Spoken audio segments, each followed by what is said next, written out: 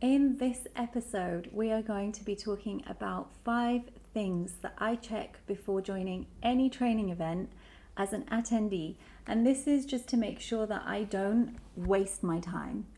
So when you just start teaching, for example, or you do a CELTA or you join a PGCE, in those experiences, you're going to have awesome training experiences likely, because it's so focused. Everything is very, very streamlined to your needs as a new trainee teacher. But as you progress, you will find that such experiences like that, they lessen and they become a little bit more diluted and less frequent often over the years, unless you're really proactively going out and finding opportunities to train. So in my career, there was a pivot between years and years of teaching and then pivoting to more of the facilitation and the training of adults and training of teachers specifically. And this really changed how much training I was getting as well, because it's quite a different scene. So even though in my career I'm often delivering workshops, I really love attending them. And I love being a learner and attendee so much, especially when it's like one of my favorite trainers and I have like my favorites. So this was one of my favorite parts of being a teacher, was joining workshops and training sessions and getting trained and learning new things and like taking those new things and trying them in a class. I just used to love it. And I still get really excited about joining sessions with my favorite facilitators. And so over the years, I just coming to this point now where I've attended lots and I've delivered lots, I've come to this a little viewing point where now I notice and look out for very specific things when I'm looking for really high quality PD, and for myself and for delivering it as well. So I have a filter now. So here is my filter. The first thing that I will check is the attendees. I will check the attendee list, and if I can't identify at least a couple of other professionals who I know for sure are going, like they're committed to their craft and they're going, so they're really high performing professionals, plus they're going to this event, I know I'm probably going to enjoy the experience, even if just because they're there. Because I know even if the speaker's bad, if I'm sitting with my buddies who I know are on their A game and I know that they're really into training and they take these things seriously, I'm going to have a great time, because I often learn as much from the attendees in the workshop, if the facilitator's good, as I do from the facilitator and the content. So this is a really important one, knowing who's going. It also makes sure that I'm guaranteeing that I won't be sat at a training workshop where I'm surrounded by people who maybe don't really want to be there. Like that's really not a good vibe as an attendee as well, like a keen bean like me. That's a really not a great thing. So the first one is attendees. The second thing I look out for is goals. So I look out for the details of the session, including the goals. So not just the overview, but a tangible, crunchy, I can hold it in my hand type of goal. And I look about whether these are clear from the bio, and I really try to make sure I am not heading into something that is going to be a vague, unknown journey. This is really important for me as an attendee when I'm trying to figure out whether I should go to something or not. And I really try to glean from the bio, like, what will I get from it? And then as a trainer now, as a facilitator, I really try to write down and think through what is the actual thing that is going to come through from this workshop, and the core of it. What is someone going to get from this time spent with me? So first, attendees, check them. Second, goals, check them. Third, the flow. So this one, I check the flow of the session, and I check whether it's clear what's going to be happening in the session. So I try to get a handle on how the time is going to be spent. And this is really hard. Not many facilitators, not many workshops will do this ahead of time. So especially not the timing allocations. You usually never get that in a PD session or in a workshop. You know, you usually, the most you get is the bio. But if you can get the flow of the session and you can see how the facilitator has structured it out, at least in thought, in process, it's so helpful. It really convinces me that, you know, I know what I'm in for, I know what I'm going to get, and I'm probably going to have a good time if I like the things that I see the facilitator has lined up for me.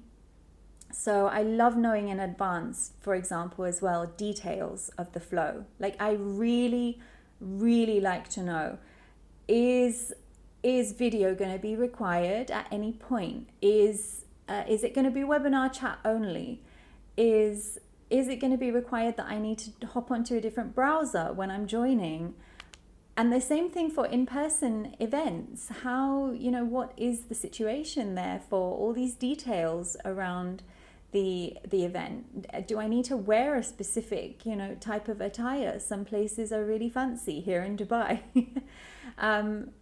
Sometimes it's at a school, so it's less, you know, there's less of that. There's so many details in the flow that I look for when I'm deciding whether it will be something good for me to join. And I try as much as I can as a facilitator to list it out. And I often laugh.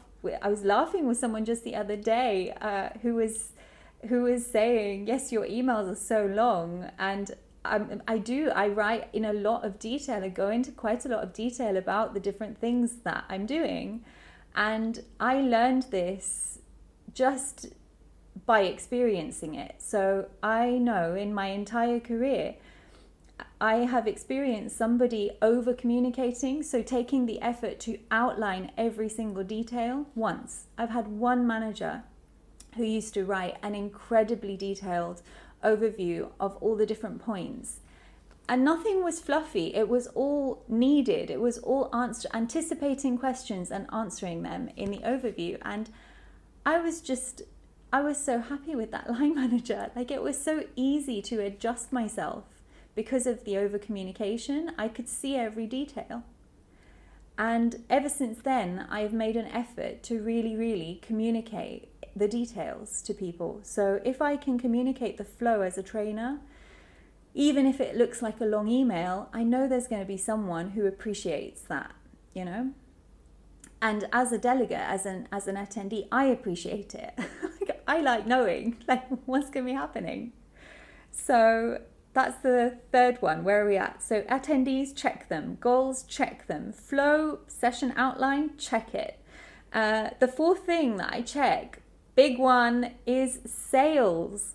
So I check whether there is a product pitch or a launch attached to the session.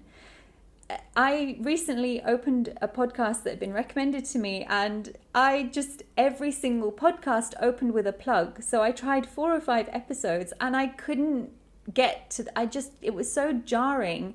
Before I could get to any learning whatsoever, I had to listen to these plugs for products and sales, and it was just really, really frustrating. And I remember when I worked in educational sales for publishers, there was this one time where a teacher was so disappointed at the end of a session because it was a product overview and it had been framed as an educational learning experience. In fact, it really was focused entirely on a product, and so it wasn't meaningful for this teacher who wasn't using the product and didn't want to use the product, unfortunately, by the end of the session anyway. So it was just a miss on all points. And those types of experiences, they really influence now whether or not I will join. So if I can see that a session is going to be focused fully on a product, I appreciate knowing that in advance. So I always look on the flyers, I look on things for mentions, I look for integrity of mentioning, like, we are going to be focused on these products or this service. and explaining that, there will be a part of the session that isn't. So it's focused on other things.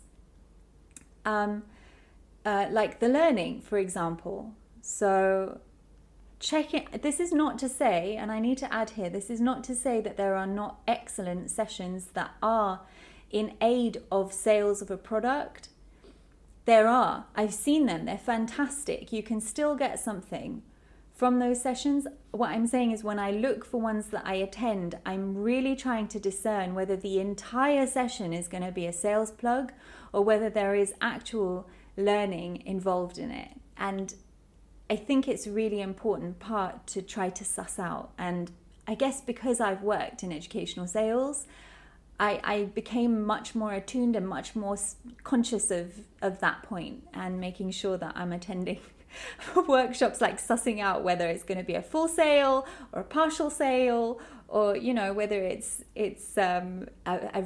truly a PD experience, rather than a hype experience. So there's that. Where are we at? So we have done attendees, check them. Goals, check them. Flow, check it. Sales, check it. Check if the session is going to be about a sale. And then finally, must be obvious, check the facilitator is something that I do. It goes without saying. I check the facilitator. And ideally, there should be some work or philosophies or things I can latch onto if I Google them or LinkedIn them, and I should be able to see what they're all about and get a sense of them and be able to resonate with something that they've put out or they've said, or see that we have common interests. And I really like when I can hear and see them. So if I can have a video of one of the trainers, this is the best thing. So I try to find a video if I've never met them before or been in a session. At this point, I've joined so many sessions over the years with different trainers that I know many of them, and I know which ones I really enjoy without having to do that groundwork. But when it's a new one, those are the steps I take. And as a side thing, it's a little bit, because I'm a bit funny about voice message manner. Do you like listening to this person? Do you like their voice? Do you like the way in which they are using language, body, energy, spirit to teach you, to communicate, to share their information with you?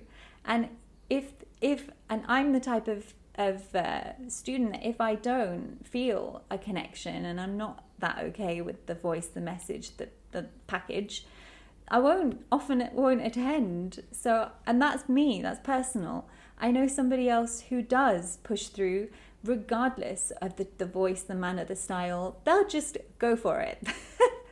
So figuring out whether you are what your tolerance level is for facilitators is really a big one as well, to help you decide what kind of workshops are going to be really good for you. All right, so with all those being said, let me just summarize now the 5. So we did 5 together. The first one was, these are the 5 things I check before joining a training event as an attendee to make sure I'm not wasting my time. So I check the attendee list. I check the goals and the objective of the session. I check the flow for all the details. I check for sales pitches. So I check whether there's going to be a sales pitch or not.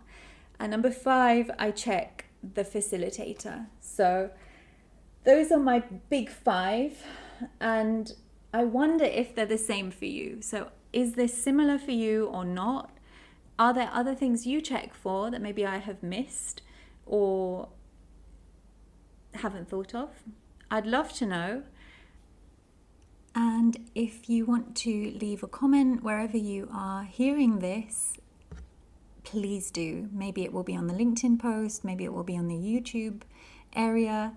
And the only update that I have to share at the end of this episode is stay tuned for the next update because we are gonna be doing something I am so excited about. It's connected to this podcast, it's connected to deepening our learning, creating a sense of connection between other teachers and educators who are listening in to podcasts and bringing us all together.